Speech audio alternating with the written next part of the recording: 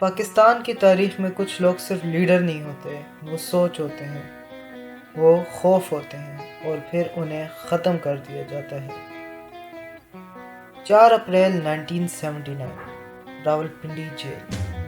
ایک ملک نے اپنے ہی پرائم منسٹر کو پھانسی دی۔ جی ہاں، اس کا نام تھا ذوالفقار علی۔ قوم بنے گی، یہ قوم ایک عظیم قوم بنے گی۔ Yesterday, my 11-year-old son telephoned me from Karachi, and he said to me, "Do not come back." محنت کرو گے، لڑو گے، مرو گے۔ ذوالفقار علی بھٹو کوئی عام سرکاری لیڈر نہیں تھے۔ آکسفورڈ سے پڑھے ہوئے، انٹرنیشنل سیاست سمجھنے والے، انہیں پتہ تھا کہ پاکستان کا اصل مسئلہ غربت نہیں بلکہ طاقت کا غلط استعمال ہے۔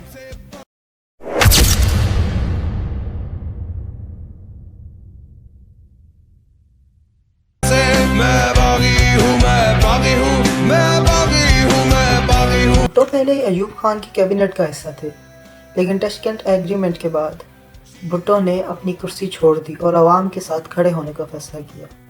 یہی فیصلہ ان کی زندگی کا سب سے خطرناک فیصلہ تھا۔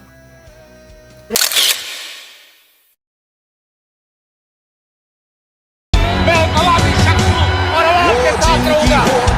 یہ میرا مقصد فکر ہے کہ کوئی قدم، کوئی بنیادی قدم میں کبھی آگے نہیں بڑھوں گا غریبوں کی اجازت کے بغیر، غریبوں کے مہربان کے بغیر اور غریبوں کے تعاون کے بغیر۔ So coming back to the topic.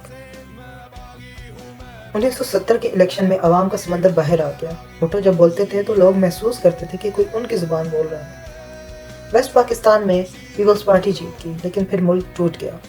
1971 partition کے بعد پاکستان کا سب سے دردناک سال شروع ہوا اور پاکستان کا سب سے قیمتی حصہ، جسے آج ہم بنگلہ دیش کہتے ہیں، وہ ہم سے الگ ہو گیا۔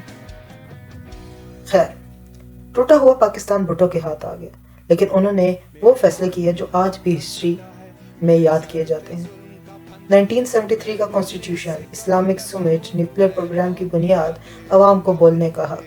سچ یہ ہے کہ بھٹو فرشتہ نہیں تھا، ان سے بھی غلطیاں ہوئیں، ان کے دور میں مخالفین دبائے گئے، پریس پر پریشر ڈالا گیا، لیکن سوال یہ ہے، کیا اتنی سی غلطیوں کی سزا پھانسی ہوتی ہے؟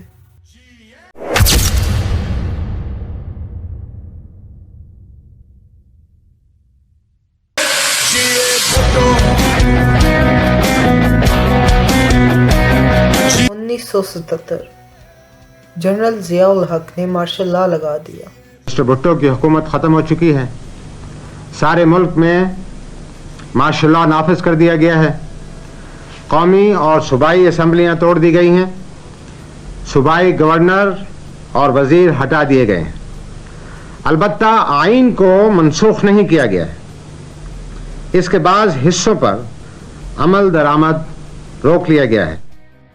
جس آدمی نے ضیاء کو پاور دی، اسی کو گرفتار کر لیا گیا، ڈیموکریسی ختم کر دی گئی اور بھٹو کو قید کر دیا گیا۔ یہی پھانسی کا آرڈر 80 سال کے عرصے کے بعد بھٹو کی بے گناہی کا ثبوت بن گیا۔ وہ کیسے؟ یہ ویڈیو پہلے دیکھیں۔ سپریم کورٹ نے ذوالفقار علی بھٹو کی پھانسی سے متعلق صدارتی ریفرنس پر تفصیلی رائے جاری کر دی ہے۔ سپریم کورٹ نے قرار دیا ہے کہ شفاف ٹرائل کے بغیر معصوم شخص کو پھانسی چڑھایا گیا۔ ذوالفقار علی بھٹو کی پھانسی کے فیصلے کا براہ راست فائدہ جنرل ضیاء الحق کو ہوا۔ اگر بھٹو کو رہا کر دیا جاتا تو وہ ضیاء الحق کے خلاف سنگین غداری کا مقدمہ چلا سکتے تھے۔ ملک اور اس کی عدالتیں اس وقت مارشل لا کے قیدی تھیں۔ عامر کی وفاداری کا حلف اٹھانے والے جج کی عدالتیں پھر عوام کی عدالتیں نہیں رہتی۔ خیر، بھٹو نے نہ معافی مانگی نہ ڈیل کی، انہوں نے صرف کہا میں تاریخ میں زندہ رہوں گا۔ 4 اپریل 1979۔ جی ہاں، یہ وہی دن تھا جو ہم نے اپنی ویڈیو کی شروعات میں ڈسکس کیا ہے۔ بھٹو کو پھانسی لگا دی گئی اور بھٹو کو شہید کر دیا گیا۔ مذہب کے ٹھیکیداروں سے میں باغی ہوں